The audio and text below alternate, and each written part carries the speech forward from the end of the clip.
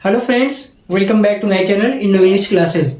दोस्तों, आज मैं फिर आप लोगों के लिए हिंदी साहित्य से संबंधित महाकवि सूरदास जी की जीवनी के कुछ मुख्य भाग पद्य के रूप में आपके लिए लेके आया हूं।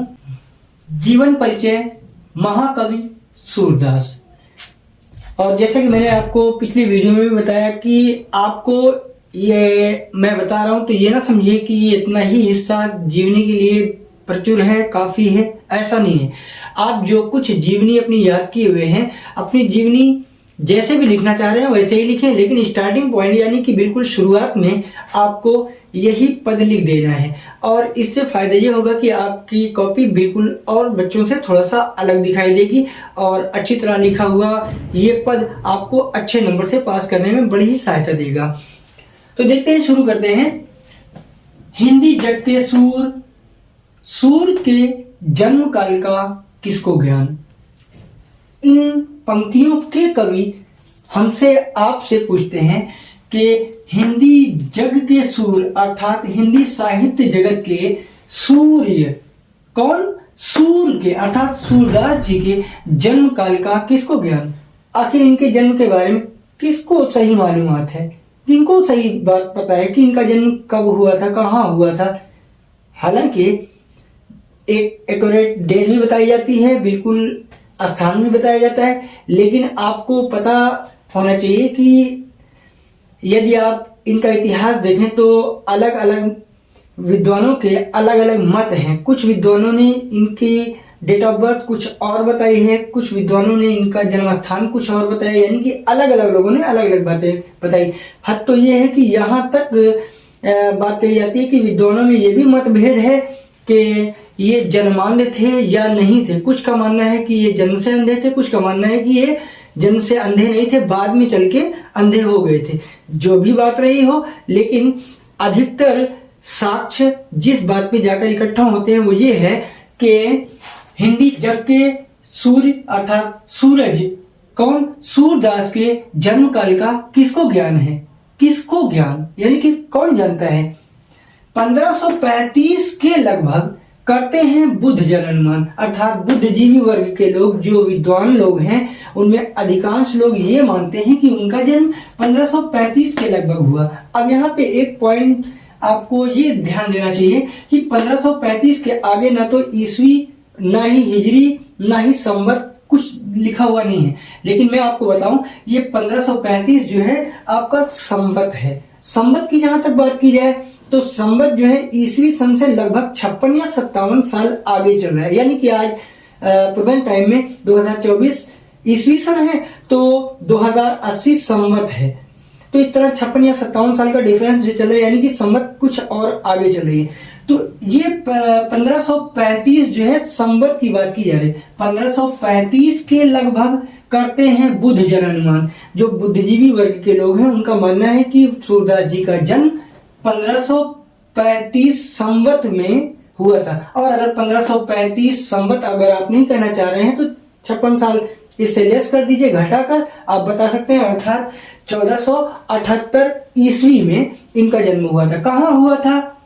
जन्म स्थान रेणुका भूमि अर्थात ये रेणुका क्या है, इसका भी दो नाम।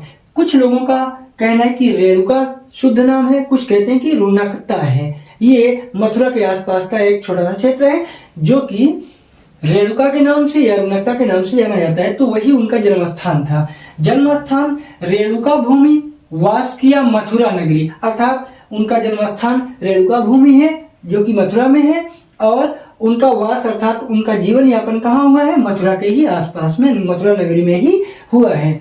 और आगे का कारनामा क्या है, उनकी उपलब्धियां क्या है, उन्होंने अपने जीवन में क्या किया, कैसे किया, आगे बताया जा रहा है। भागा सूर सागर उडेल कर 1.25 लाख पद रस गगरी। यानी यूं तो उनकी अलग अलग कई कृतियां प्रकाश में है। बहुत सी कृतियां ऐसी भी होती हैं कि लेखन करने वाला जो रचयिता है लिख के चला जाता है, लोग जान भी नहीं पाते। लेकिन सूरदास जी के जैसे भ्रमर गीत है, सूर सारावली है, साहित्य लहरी है, ये सभी कृतियां उनकी हैं, आज भी विद्यमान है, इनका अस्तित्व है, ये पाई जाती हैं। लोग पढ़ भी सकते हैं, हम भी पढ़ सकते हैं, आप भी पढ़ सकते हैं। लेकिन उनमें सबसे ज्यादा प्रीसियस यानी सबसे ज्यादा कीमती, सबसे ज्यादा जो बहुमूल्य समझी गई वो कौन सी है? वो सूरसागर। क्यों? क्योंकि श्रीमद् भागवत से प्रेरित होकर उन्होंने लगभग श्री कृष्ण के बाल लीला का वर्णन करते हुए 1.25 लाख पद लिख डाले, सिर्फ और सिर्फ सूरसागर में, जो कि 1.25 लाख पद सिर्फ और सिर्फ सूरसागर में पाए जाते हैं। इसलिए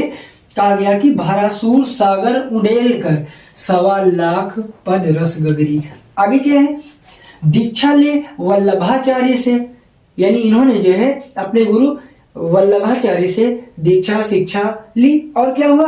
गाया बाल कृष्ण कीर्तन, अर्थात श्री कृष्ण के जो है बाल लीला का वर्णन इन्होंने बड़ा ही मनोरम किया है, बड़ा ही खूबसूरत वर्णन किया है। इनके जैसा शायद कि कोई दूसरा कर भी ना पाए। यानी श्री कृष्ण की बाल लीला का वर्णन जितना मनोरम इनके यहाँ मिलता है, किसी और के यहाँ नहीं मिलता। और रही बात कि बाल कीर्तन का गुणगान करने वाले, तो ये सगुण भक्ति शाखा के होंगे, और ये जो है भक्ति काल के सर्वोच्च कवि हैं। आगे क्या है? हिंदी जग के सूर हैं, अर्थात हिंदी साहित्य जगत के जिन्हें सूरज कहना चाहिए वो कोई और नहीं, सूरदास जी हैं। अन्य कवि सब तारागण, इनका स्थान साहित्य में इतना ऊंचा है कि यदि हिंदी साहित्य को एक ब्रह्मांड से तुलना दी जाए तो उस ब्रह्मांड के सूर्य सूरदास जी होंगे, अन्य जितने भी कवि हैं सब तारागण। अब आपको समझ में आ ही गया होगा कि कुछ ना कुछ जो है इसमें जो मेन पॉइंट्स थे वो हमने बताए।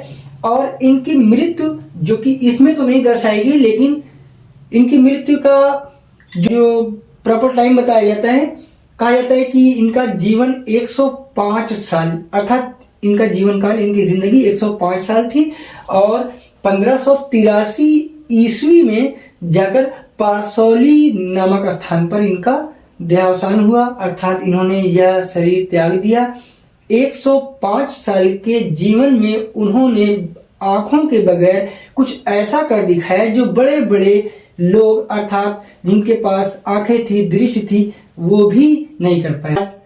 का वीडियो आपको बहुत ही अच्छी तरीके से समझ में आया होगा, और इसको आप एक बार स्क्रीनशॉट ले लें और अच्छी तरह से इसको अपनी कॉपी में उतार लें, अच्छी तरह से याद कर लें ताकि आप परीक्षा में इसे लिख सकें। धन्यवाद।